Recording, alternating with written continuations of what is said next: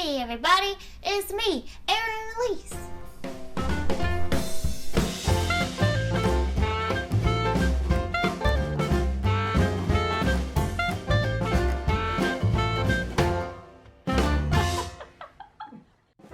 Welcome back.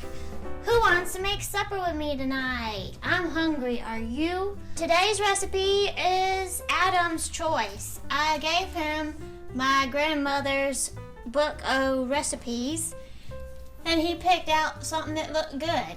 The recipe he picked out, I don't recall her ever making.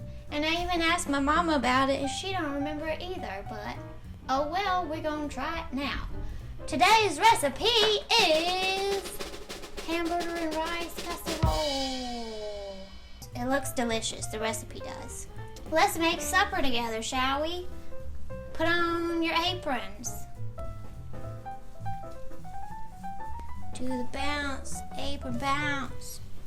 I already got one thing tied around my waist, little ribbon. Hey, what's different about me today? Can you tell? Oh my God, Pam.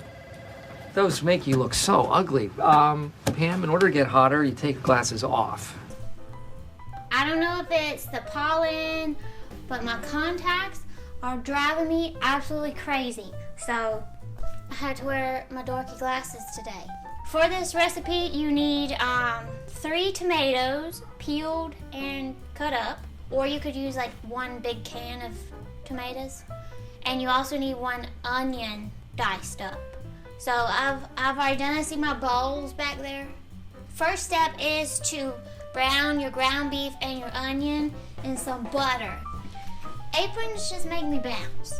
I also think it's when it's quiet and I don't know what to say, I bounce. I don't have stick butter, I just have this tub butter. You need 2 tablespoons of it. The big spoon is a tablespoon. So if you don't have a stick, you just scoop out about that. I'm gonna set my pot to like medium high. Oh no! I'm gonna add my onion in first. I use yellow onion. The recipe did not specify. This is what I already had. So, into your butter. Your house is gonna be very fragrant from this. I'm gonna use this wooden thing to stir it with. Okay, here's 1 pound.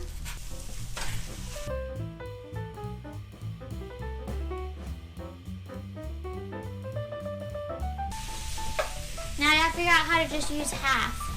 Cut it down if you feel like it's getting a little too intense for you. I literally just cut this down the middle. I'll figure out how to package that up later. I like to kind of make my spoon dance to break up the beef. And you put it down and you twist it, so you twist it, twist it, twist it. Turn that back up a smidge. Do you have a favorite casserole dish? If so, leave that in the underpants below. I love casseroles. I love anything that you just like dump all in one pot and it's like a glorious meal. Do y'all see my fancy new microphone? I'm like, hello, hello, hello. Real fancy now. Do you know what this kind of smells like? It smells like a Crystal hamburger. Do y'all have Crystal hamburgers where you live? There's also White Castle. It's basically the same thing. My beef and my onion have now browned. There is some fat in there. Like, you know, when you brown ground beef, there's usually like juice, you drain it. Because we got I think ours was only like the 10% fat kind, I don't think I'm gonna drain it because honestly, that's gonna give it a little bit of flavor. I'm just leave it in. If you got the beef that's gonna make a ton of like the juice fat, you may wanna drain off some of it.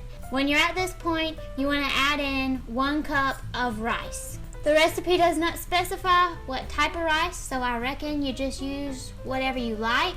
So I'm gonna stir in my cup of rice. After you stir in your rice, you stir in your 3 cut up peeled tomatoes or your can of tomatoes. This is also when you add seasoning salt. Let's add those. Ooh. This is getting really full. I think it's gonna be okay though. And then my seasoned salt, teaspoon. Also, it says to add a cup to a cup and a half of water. I guess to help the rice cook. I'm gonna put in a cup, and then it says like you can add more if you need to. So if it looks like everything's absorbed and your rice is not still cooked, just add a little bit at a time. I know this is a dry ingredient kind of cup, but I don't care. It's just what I have out, so I'm gonna use it. So everything's added in now. It smells pretty good. It's not the most attractive thing I've ever made. When you get to this point, you're supposed to just let it simmer for 45 minutes.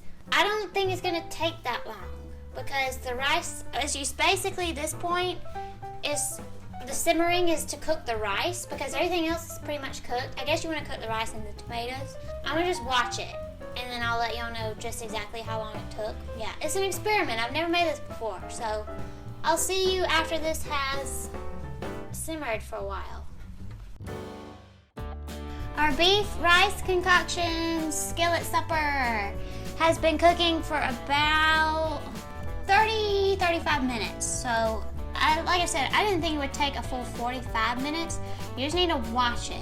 Most of the liquid is absorbed, and I tasted of it. I did taste of it. I had to. Oh, no. You're kidding me. And the rice is cooked through. You gotta make sure your rice is cooked. You don't want it to be like hard and weird in the middle. So let's have a proper tasting, shall we? Dun dun dun! Dun-dun-dun. Yeah. Oh, my hair. It's pasty. It is pasty. I like that. If you've ever made Hamburger Helper, Yes, this it's looks like it. this is like DIY Hamburger Helper, but probably much better for you because there's not as much sodium.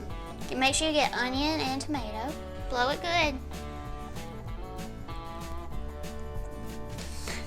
It's really good. You like it? It's not crazy flavorful, but it's not bland either. It's just a simple Mhm. supper. I could eat this. Totally. We were talking earlier that perhaps if you added like green bell pepper to the mix, like sauteed some of that in there. Corn. Is it A corn? little bit of sweetness to it. So you could probably customize it. I just wanted to go buy the recipe for the first time. I will probably make this again, and then add to it, you know, try different. That's a huge bite for my tiny little mouth. Drop love. Success!